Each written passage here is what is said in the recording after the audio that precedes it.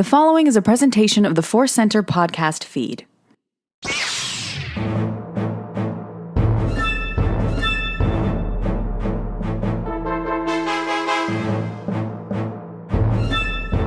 As Obi-Wan Kenobi once said, hello there, and welcome to Databank Brawl, the podcast where we learn about Star Wars characters, discuss them, share our little feelings, and then make those characters fight for our amusement and yours as well. I'm your host. My name is Joseph Scrimshaw. With me, as always, is both Ken Napzok and Whiskey. Oh, you know I love fighting with our favorite characters, but you know I love drinking afternoon whiskey with you even more, sir. Yeah. Brief pause for whiskey drinking. Ah, it was nice and fast. That was a Kermit meme sip you just had there. I did. I was drinking the whiskey tea. Yeah. We have a great episode today. I assume we make them up. We don't know. I assume it will be a great episode. If for some reason you are listening to Databank Brawl for the very first time, I pick these characters off of the StarWars.com databank and I reveal them to Ken and whatever guests we're lucky enough to have, like Whiskey. Whiskey will be finding this out for the first time. And then we make them up a fight. We improvise it. Are you ready for our first combatant, Ken? I am definitely ready, sir. Okay. I wanted to go back to the well that we are lucky to have, which is more and more characters from Solo being added to the databank. Now, I'm still waiting for some of the real deep-cut weirdos, some of the Sabacc players in the Lodge. We haven't got to that dream place yet where they've added those weirdos to the databank, but soon. So I decided to do something a little different, and you'll see as it rolls out. Our first combatant is Officer Sharest. Ooh, give me a spelling, but I think I know who it is. Yeah, Officer space. Common spelling. Just in case. And then Sharest, S-H-A-R-E-S-T. I missed it by one A. Here is what the StarWars.com databank has to say about Officer Sharest. Lead Transport Security Officer Valthina Sharest works at Coronet Spaceport, where she has seen her workday expand without a corresponding increase in pay. Sharest makes up the difference by seizing contraband from foolish or unlucky travelers for surreptitious resale. When offered a vial of valuable coaxium, Sharest sees the chance for a big payday. So there we are, Officer Sharest. I definitely knew who this character was, doing some recent studying of the Solo trivia. Yeah, this is great. What a wonderful, vibrant description. That's a good one. Sometimes, like we always share on this show, they are just like, here's the plot. But other times there's little insights and little values, judgments. And this is making it clear that much like Solo, the actual movie, it's a movie about economics. Yeah. And she feels impacted by the low pay. I mean, this is amazing that we're getting these kind of Imperial characters. These are the jokes we used to make of there were janitors on the Death Star. And now we're getting a low-paid immigration officer who has to resort to crime. Absolutely. And we'll get the stats here in a second. But yeah, this was one of the first things when I saw the movie, I was like, oh, they're Imperials, right? Yeah. The insignia. No, they're contracted day players. This is the job they got. Yep. And I was fascinated by that. Yeah. Absolutely great. So is there anything else on Wikipedia? We always check there. There is not much more than you said in your description from the StarWars.com. It goes into a little bit, just kind of her biography is essentially just the plot of that part of the movie. Okay. So nothing in there that I would She doesn't have an expanded story yet that we know of. Right. Definitely no book legends. We missed. Yeah. If this character came out in 1999, we'd have 4 comics series just on her. But I do have some stats. Not a lot, but human female from Corellia, like you said. Oh, She or did you not say was that in there? Okay, yeah. She works at Coronet Spaceport, but yeah, good to know she is Corellian. Hometown girl. Height 1.63 meters. Hair color dark, eye color brown, skin color light. So yeah, some basic stuff there. Nothing that we she's about 5'3". I did the. Oh wow, you've gotten good at the conversion. Well, I know I used to Google. Thank you, Google. You're welcome. You have a height comparison pulled up? That's amazing. Yeah, it's a conversion chart. I'm so bad. We are, here in America, we use the old feet and inches, so I'm always a little lost. I've been learning now a lot. I've been learning not the entire, but a lot of the metric system from doing this. I'm 1.8, that's average height, right? So it's like whatever that is.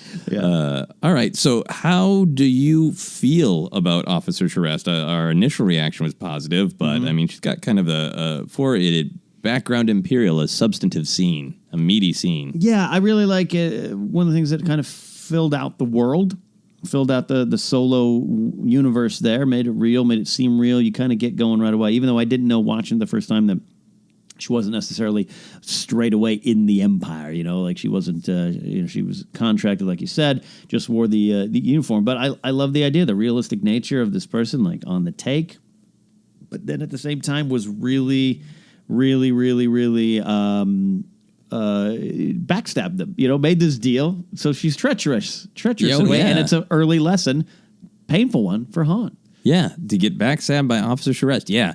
I think I really liked her and the scene because the actor played it so well of wanting, like, that's a big get, right? Because sometimes maybe somebody would come in and they would leave an extra pair of Corellian pants with a blood stripe or whatever. Like, all right, I'll just put that on the site. But this is super valuable, right? And you can see in her face that, like, how much she wants to take it immediately. But the fear. And so, of course, as soon as there's a problem, she turns on him. Yeah. Everything that. And she also just, as an Imperial or somebody who has been, is being paid poorly to work for the Empire, she's got that great look that pulled up a picture of her that she's got very severe lipstick. It's like that sort of dark, dull crimson. So she looks sharp and, imperious. Yeah. But there's clearly a little bit more connection to basic life rather than the ideology of the Empire. Right. Like, this is a job. Yeah, striking uniform. That's kind of what the Empire does, right? Palpatine's definitely created some good outfits, He's got a great tailor, for sure. So I liked her a lot. As soon as they add, I'll add this, Drod Munbrin, the officer who actually gives Han his name. Yeah. Drod will fight Databank as soon as they add him. But of the smirk. Yes. But Officer Sharest is great. We don't have a lot to work on. We know her family background of poverty, right? Or not family background, but her situation right now of not wanting to be paid for her work, and it's not working, so she steals. Any other thoughts on Officer Sharest, or shall we move along to our next combatant? All right, I decided to make the choice even more interesting. Sometimes I try to go with the super weird contrast, and I figured let's experiment. Not as much of a contrast, because the combatant she is going to face is a patrol trooper. Ooh, interesting. Okay. Here's what the StarWars.com databank has to say about the patrol trooper. These specialist stormtroopers are the urban equivalent of scout troopers, wearing partial armor for greater mobility. Their helmets are enlarged to incorporate enhanced imaging sensors in communications gear, helping patrol troopers navigate crowded city streets and handle real-time data about suspects. Wow.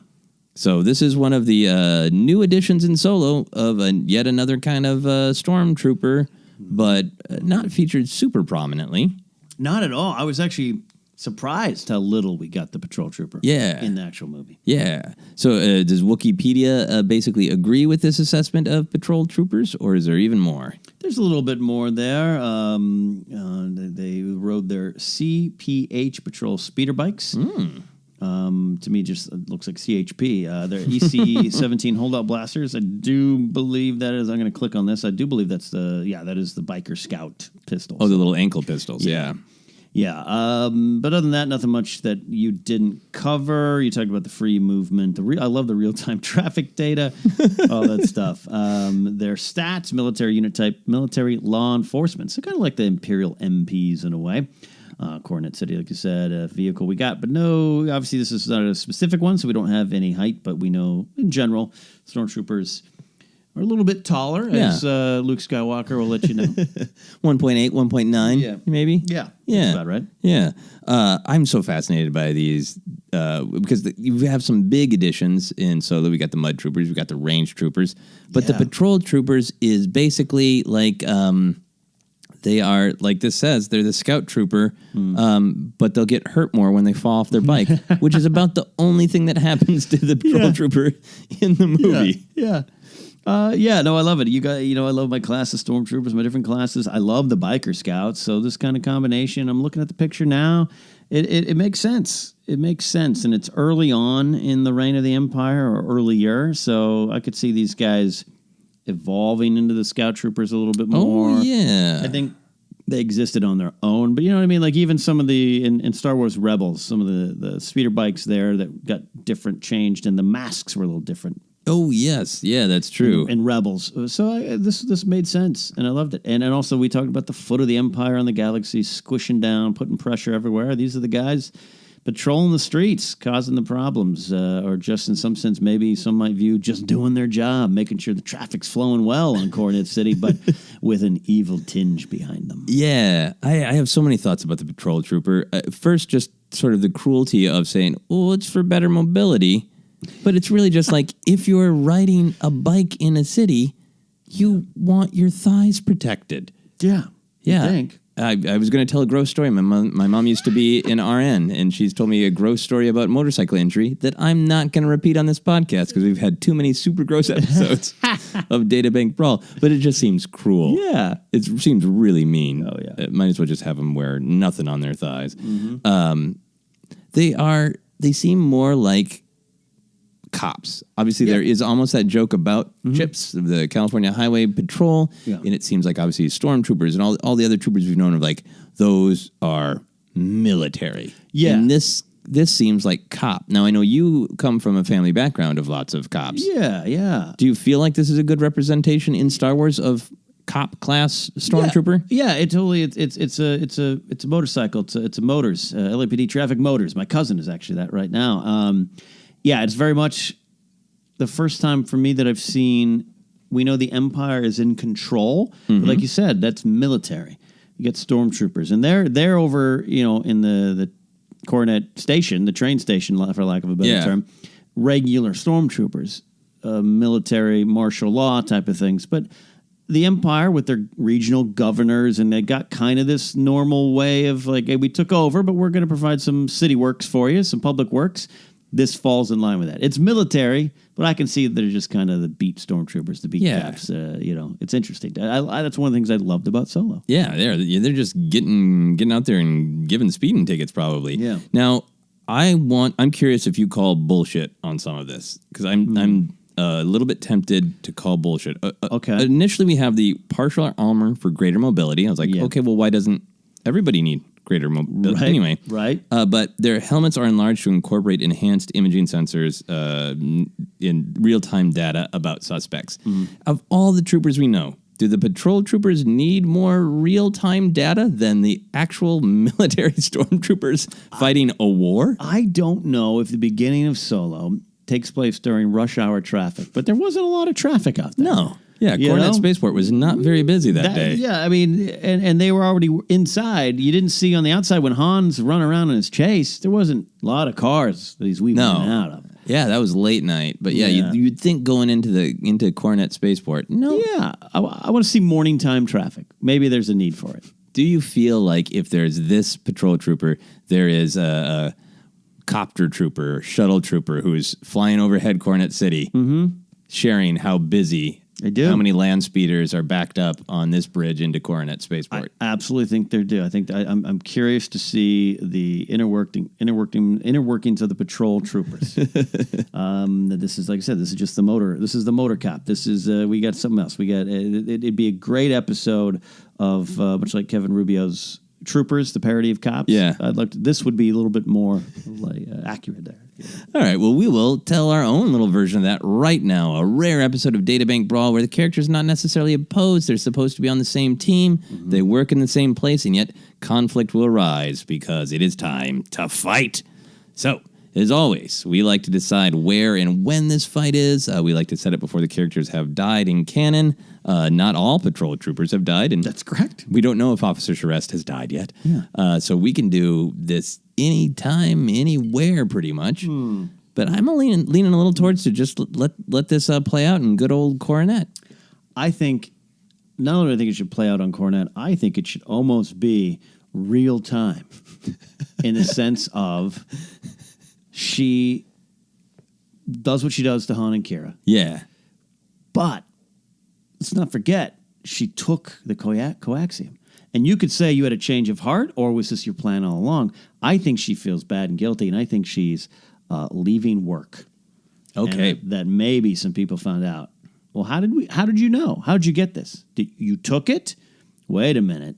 Oh, so you think she's handing it in? I don't know. I think there's some questions from her superiors. Okay. As to what was your role in this? Yeah. Did you get caught and feel like, oh, they tried to give me some coaxium? Or were you going to take it, but then you realized that would be too much trouble for you? You know what I mean? Like, yeah. I'm not saying she's guilty of that crime. Yeah. But her supervisors don't know. It's another part of her bad job. It's Yeah. what she wants to maybe get out of it anyways. Here's what I think. This is crazy, but here's what I think she did. I think that she knows she's going to face all this because she's a sharp, smart character, it seems like. Right. So I think that she puts just a little bit of the coaxium, just a drop. I mean, we saw how effective just a drop could be, like in a little capsule. Oh. And I think she swallowed it. She stole just a little bit of the coaxium, returned the rest, and said, look, I give it. And people are still suspicious. But she's on a ticking clock. We're like, I have to get home and vomit up this capsule or coaxium will release into my body. But think of how much money just that drop is going to get me on the black market. This is your own personal Kessel run. Yeah, her own personal Kessel run. She's got coaxium in her gut. And she gets through her interview. She, convinces her superiors that, no, look, I did exactly by the book. Yes, they put it in the tray before I could even stop them. I didn't even acquiesce to this, and I hit the button immediately. Oh, yes. She convinces them. And she's like, but I need to go home for the day. I'm not feeling well. Yeah. And I think she gets in her land speeder. And it's not working well because she doesn't have enough money to pay for it. And whatever the Star Wars version of a muffler is, it's broken. It's making a ton of noise. She's got to get going home fast, so she starts speeding, right? And what happens then? Patrol trooper PT-114. PT-114. No, even better. PT-119, because this is the 119th episode of Databank Brawl, right? 115. 115th. Okay, so the 115th episode. PT-115. Sorry you're making a lot of notes. PT-115, the 115th episode of Databank Brawl. This guy's named in honor of that. Yeah, so PT-115. Guy who could fall off his bike. PT, physical therapy. Yeah. That's the nickname that he's gotten, physical therapy, because he's fallen off the bike before. Yes. So PT-115. He puts the siren on. It's been a difficult day. Yeah. He already heard about PT-107 getting horribly injured earlier today in some sort of chase. And they were friends. They would have gone drinking late at night here in Kansas City. Yeah. It's like, this is why we need more armor. Yeah. I mean, the mobility's nice, but... Oh, he's testy. Yeah, he's testy. He's had a hard day. So PT-115, he's rocketing down in his CH whatever. Yeah, C-PH speeder. Okay, see, they're making it so hard to memorize the things. Yeah, there's a lot. His chip speeder. His chippy speeder. His chippy. He's flying down the road in his chippy. So she gets in, she sees him in a rearview mirror, and I think she does pull over. Mm-hmm.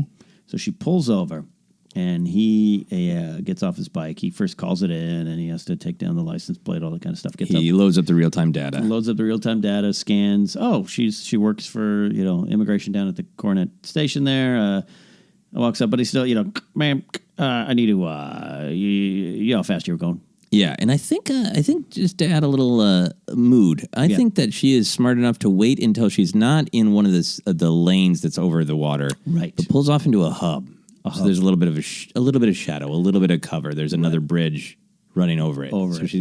So maybe PT-115 is a little nervous because, it's always easier when they pull over in the middle. When everybody can see you. Yeah. It's not. It's darkness, shadow, like you said. So K2-280 can see you up in his shuttle, his traffic shuttle. Right. Yeah. if you're out on the bridge. Shuttle. But you're blocked from view on this overpass, basically. So, but he's initiated this traffic stop, and he walks up, and kind of a license and registration ma'am type of situation here. Yeah. And I think she's playing along. Yeah, I think she's a good actor. But he knows right away something. Ma'am, are you okay? Oh no, I'm so sorry. I'm getting my data out.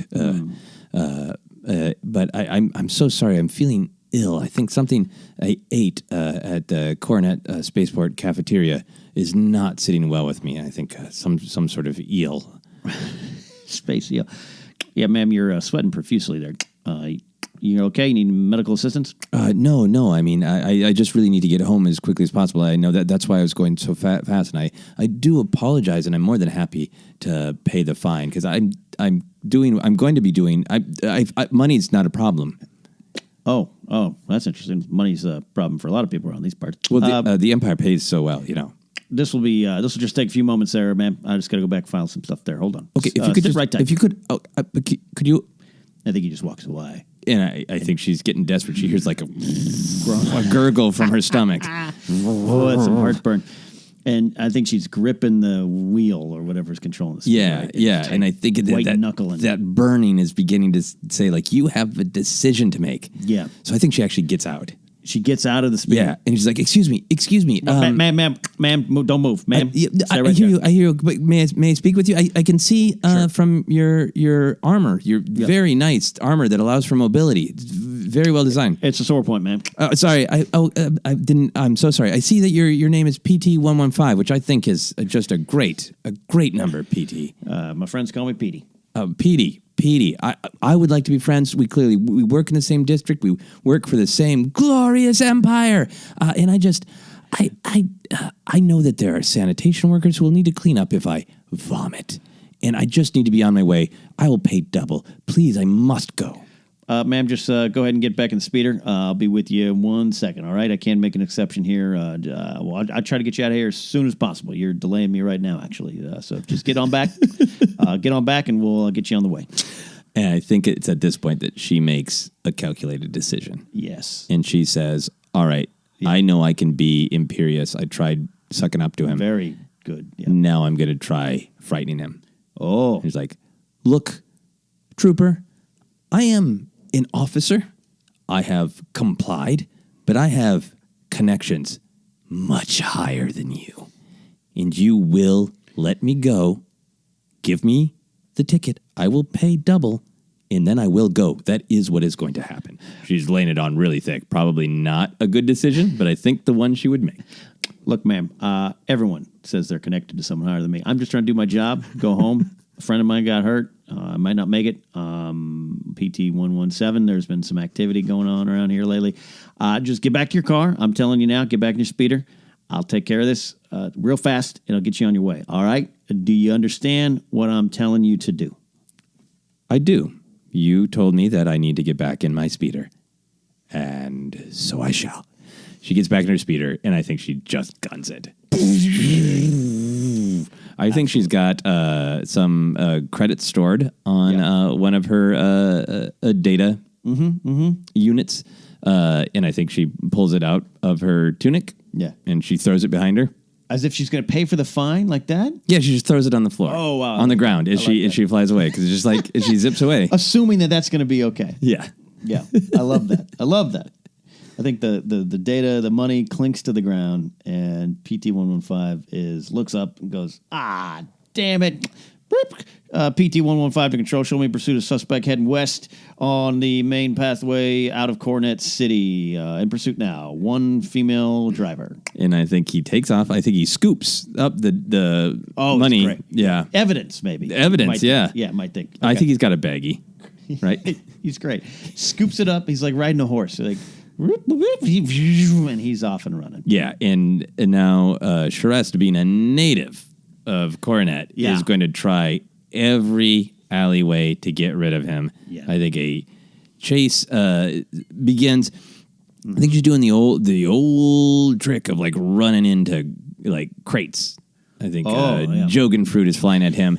I think PT starts having PTSD of the other times that he has fallen off the bike of his buddy who got knocked off today. And I think he starts to snap, and I think the blaster comes out. Oh, absolutely. EC-17, is that what it is? EC-17. EC-17 hold out. Hold blaster. And he starts firing. Now, like most stormtroopers, he's not the best of shots. In fact, even less better than some of the ones on the Death Star we'd see later on in life, just because he This is not his primary function. He's been trained to ride, yeah. I don't even know if he's ever seen action. He's not been on Mimban. He's not. He hasn't fired this much. Yeah, he probably signed up and wanted to be a military policeman, and this is what he's got. So he's boom, boom. He's firing, Pew, pew, pew, pew. pew, pew, pew, and missing. But Yeah. his speeder is faster than hers, so he's gaining some ground. Yeah, he's gaining ground, and now she is getting, I think, super nervous. I think she is a little bit of a planner. I think she thinks she, tries to think ahead. So I think she is reaching over. Mm-hmm. She is grabbing basically a like kind of a little electro baton she keeps for safety in her car. Like Cornet can be a little bit of a rough place, and she is getting ready as he is pulling up even with her to try to stick it into any sort of exposed gears in the bike. On his, oh, wow. Yeah, because she knows that if he hits the ground, that will, disrupt all of his recording device and all that. Absolutely. So I think he pulls up, and I think she tries to jam her electro baton into the inner workings of his chippy. That's what he said. And I think he sees it, and he's like veering away, and he's trying to bat it away with his hand. He's trying to bat it away. But he loses sight. Like a lot of biker scouts later on in the Star Wars saga, he doesn't pay attention to what's in front of him.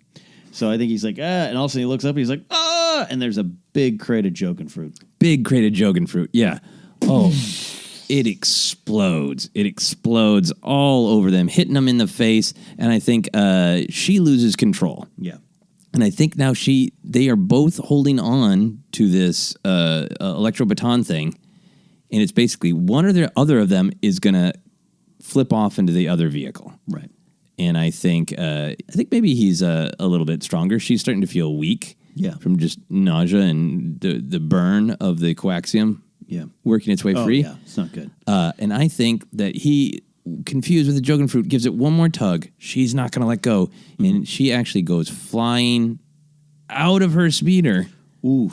And lands kind of almost like kind of saddlebags with the middle of her gut on the back of this. Of his speeder? Of his speeder. Right. I think her speeder goes careening wildly. Oh, yeah. And actually just crashes into a storefront, and there is a massive explosion. Like, who knew that was that much fuel in a speeder? Yeah. Massive explosion. Food and goods, and some white worms, some low-level white worm game members come fall in and grab some merchandise to take back to I think Lady Proxima. at least one Grindelwald died today. So now she is riding in the back of his speeder. He's struggling to gain control. Yeah. And I'm sure at some point he's calling back up. Like, this is PT-115. I am in trouble. I got a suspect on the back of my speeder. I'm heading now northwest away from Cornet City. Requesting backup. I think she grabs... what is he talking into? His little radio device, but I think it might be in his helmet. It's in his helmet, all right. But she hears oversized helmet. She hears him saying this. Okay, and I think she realizes now, not only does she need to get somewhere safe to get that coaxium out, but her whole life will be over. The Empire will court-martial and murder her unless she gets his helmet off and either corrects or destroys this data. You got a little emotional in that moment, and I think you should, because she's just doing her job. Yeah, her life is at stake, and poor PT is just trying to do his job. He's been through a lot. These are two people just trying to do their job for the name of the Empire. Jobs, that's right. So I think that what she does is how does he react to having her on the back of the bike first? He calls it in, but what does he do? He calls it in, but he starts to slow down. In his head, he's thinking, wait a minute. I have this suspect I'm trying to now take into custody. Before I was just trying to write her a traffic violation and a citation there. I have her technically in custody. She's on my speeder bike. She's technically in custody, right. So I think he starts to slow down. Right, because where's he racing to at this point? Right. So then he starts to slow down, and at this point he's going to... His plan, whether it happens or not, his plan is to get off the bike, turn around, and just put some space cuffs on her. Okay. Yeah. Some He's got cuffs. Some electro cuffs or whatever they got. Yeah. Perfect. That's his plan. So he starts to enact that plan. So he's pulled over. She's kind of woozy. Yes. Yes. Comes to a stop. I'm looking at his gear list. I don't see what handcuffs He might have, but Yeah, but maybe he made him at home because he's been in this condition I before. don't think a lot of budget was set out for the Corellia units. Yeah, it's like, hey, look, if you want to build and make your own cuffs, you can. Yeah. So I think he, in fact, tells her that, look, I made these cuffs myself for situations like this. I'm going to need you to acquiesce. And she's like, all right, I will. Yeah. And she puts her hands out. He reaches forward, and then I think she suddenly moves forward, knowing that he does not have enough armor as he should. Yeah. And she grabs the cuffs out of his hand and basically whips him in the overexposed thigh with his own cuffs. Ow, ma'am, ow, stop, ow, ow, I love that he's still calling her ma'am. Yeah. Ow, immediate bruising. Immediate bruising. Ow, the pain. And I think she tries to follow up on this attack with her next objective, which is to get the helmet. I think she grabs the oversized helmet with both hands. Yes. Maybe she even puts her foot on top of his foot and then like hold them there? Oh, yeah, that's great. Tries to yank the helmet off. Does it work? It does. It comes off. And it is in front of her with the mask over his head. She's holding it still. She just sees this normal, gruff, little smudge, dirt all over his face guy. Yeah. In some ways, she's looking at her brother, her father, a friend. Yeah. It throws her for a loop. I think he's got a scar from one of the times he fell off the bike that is perfectly a tear shape. So it's really easy to feel bad for PT-115. Yeah, absolutely. So, I think she pauses for a second, feels great guilt, but then great fear. The stomach gurgles again, and she starts slamming the helmet on the ground, trying to destroy it, trying to smash. So she hears control to PT-115. What's your location? We can't find you on the map. What? And so she knows. Wait, if I destroy this helmet, maybe they won't be able to find him. Yeah, and the record will be destroyed because I don't know that they're all uploading this to any sort of Right. There's Star like a Wars Windows DataNet 95 computer version now. No cloud system. Yeah, so she's smashing away. Does PT-115 allow this? I mean, his thigh is aching. Yeah. He's racked with anger and worry about his friend and this disrespect. He pulls his blaster. Yeah. Points at her. And just says, ma'am, please stop. Okay. And he just holds. He doesn't want to pull the trigger. He doesn't want. I just wanted to write you a traffic citation. She's like, ma'am. Okay, so I think she smashes. Yeah. She thinks she's done. The helmet's broken. Helmet's broken. Okay, I think she turns to him. Yeah. Very dramatically. Right. She's like, look, I paid for the traffic. Mm-hmm. If you want to shoot me, that's fine. And I think she grabs his wrist. And I think she puts the blaster right up to her gut. Wow. She's like, do you want to shoot me? You go right ahead and shoot me. I'm going to let you in on a little secret. If you shoot me, there will be an explosion like you have never seen before. Oh, wow. And we will both die. Ma'am? What do you mean, ma'am? I have a small capsule filled with coaxium exactly where you intend to shoot me. If you shoot me, there will be an explosion that will engulf us both in flames and infamy.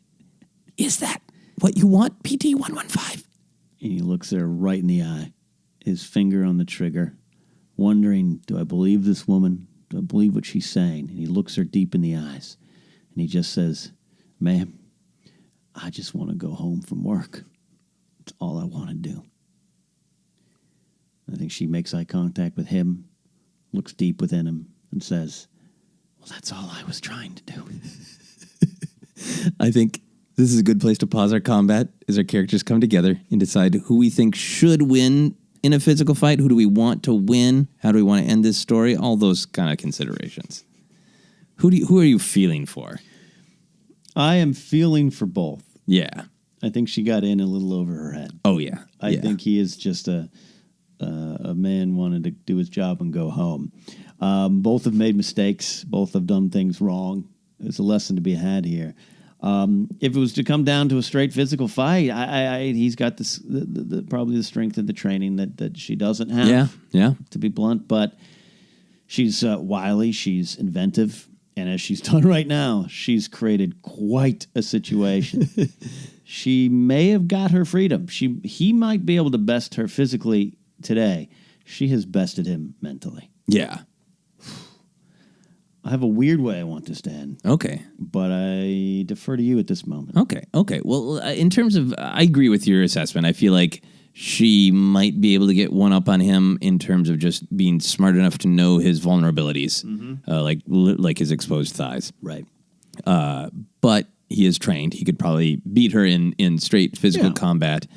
He's probably experienced it more. But I think we're at one of those rare moments where in Databank Brawl, where they don't want to fight. They want to find a way out. Because I think what we're learning is you and I both have a lot of empathy for these people who are just trying to get by in the universe. Yeah. This is true salt of Corellia working class people caught up in the horror of the Empire. Think Bodhi Rook and Rogue One. Yeah. So, yeah.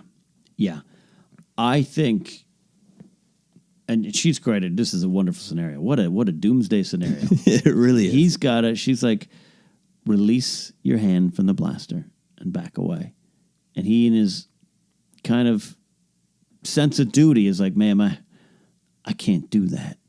She's like, we'll both die. Ma'am, I don't want that. And it's at this weird emotional standstill. Yeah.